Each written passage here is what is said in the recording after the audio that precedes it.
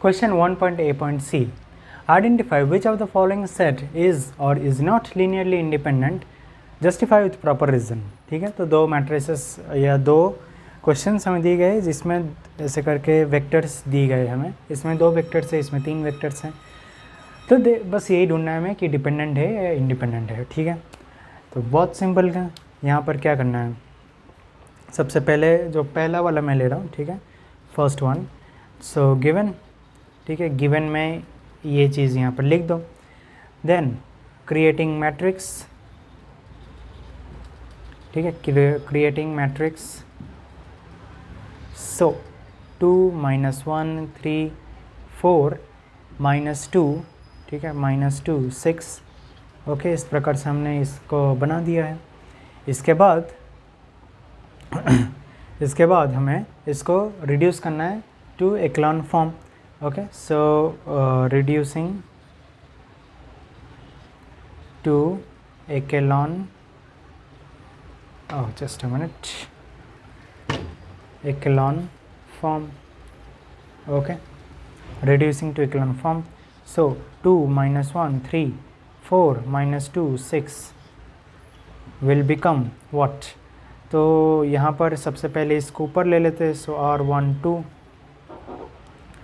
Okay, R12, सो -1 -2, ठीक है। एक काम करते हैं, -1 -2, ठीक है, चलो पहले ऐसे ही करते हैं, 3 6, देन इसको 0 कर देते। सो R2 माइनस और R2 plus 2 times of R1, ठीक है, R2 plus 2 times of R1, R3 plus 3 times of R1, ठीक है। चाहे तो इसको 1 कर सकते हो और मतलब इसको माइनस कर दो, R1 को माइनस कर दो तो 1 और 2 मिल जाएगा। फिर नीचे वाले को ऐसे सब्स्टिट्यूट कर दो, माइनस कर दो, या फिर मैं डायरेक्टली करता हूँ तो आप भी डायरेक्टली कर सकते हो, ठीक है, इसमें कोई प्रॉब्लम नहीं है, बस प्रैक्टिस होना चाहिए। ओके, तो 1 -1 को -2, तो 2 टाइम्स, सो -2 0, -4 0, -3 0, -6, हाँ -6 0। ओके, मिल गया हमें। सो देयरफॉर चाहे तो इसको ए नाम दे देते हैं अभी के लिए। So rank of A is equals to 1, ठीक है, 1 हो गया ना पूरा रैंक। तो इसका मतलब क्या है, इसका मतलब ये है कि अगर हमें लीनियरली डिपेंडेंट और इंडिपेंडेंट ऐसे ढूंढना है तो क्या करना पड़ेगा, if linearly dependent, if linearly dependent then, ठीक है, या देन छोड़ो ऐसे लिख देता है, then rank of A is less than number of vectors, ठीक है, नंबर ऑफ कॉलम्स भी लिख सकते हो, नंबर ऑफ, ठीक है, नंबर ऑफ कॉलम्स ही लिख दो अभी के लिए, number of columns. All right, if linearly dependent then rank of A is less than the number of columns. All right, so therefore अगर ऐसा है तो जो रैंक हमें यहाँ पर दिख रहा है वो है 1। सो 1 is less than number of columns, यहाँ पर क्या है 2, therefore it is linearly dependent, linearly dependent, ठीक है। समझ में आ गया किस तरह से हमने किया। यहाँ पर हमें दिख रहा है कि 2 जो है वो 1 से ज़्यादा है, नंबर ऑफ कॉलम्स जो है वो ज़्यादा है, इसलिए वो एक दूसरे पर डिपेंड कर रहे हैं, ठीक है, इसलिए वो एक दूसरे पर डिपेंड कर रहे हैं। All right, fine, okay. तो अब देखते हैं नेक्स्ट जो सब क्वेश्चन है, ठीक है। जो रीजनिंग है ना वो इतना ऐसे लिखेंगे तो चलेगा, ठीक है। All right, it will be okay. Next देखते हैं, नेक्स्ट क्वेश्चन, नेक्स्ट सब क्वेश्चन, वो भी इसी फॉर्मेट में लिखना है, ठीक है। फिर भी मैं चलो सॉल्व करके दिखा देता हूँ।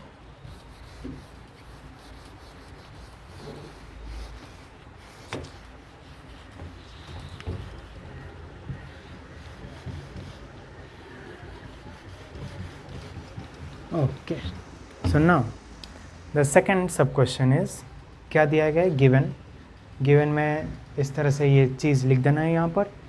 देन नेक्स्ट यहाँ पर creating matrix.